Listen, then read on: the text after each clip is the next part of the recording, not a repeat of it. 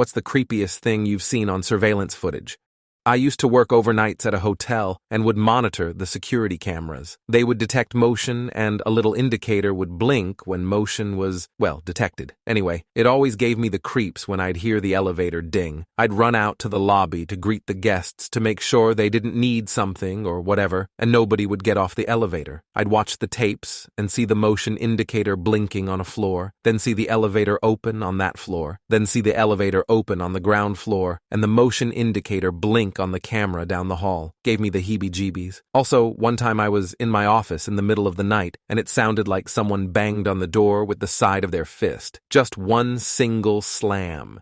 You can see me reacting to it on the video. My head whipped to face the door where the sound came from, then immediately whipped around to stare at the camera to see who the fuck was outside my door. There was nobody there, and none of the motion sensors had picked up anything. Not fun finishing the rest of that shift. Another user commented, I used to work at a place which required me to be manned 24 hours a day. Reason being is that I handled sensitive documents, raw files, and if somebody needed this information in the middle of the night, I would have to fetch it for them, or confirm that I have it. Anyways, security is kinda tight. Bars on windows, multiple locked doors to get to where I am. They would give me work to do during the night, but underestimated how quickly I could get it done. So like most nights, I finished my work in like 30 to 45 minutes and pulled out my phone and played games, Netflix, browser, Reddit, since nobody else is in the building at night. So now it is getting to be the last third of my shift when all of the sudden I hear a door close. I look to the security camera and see someone walking down a hall towards my room. At first I thought it was just somebody that came in, ridiculously early. So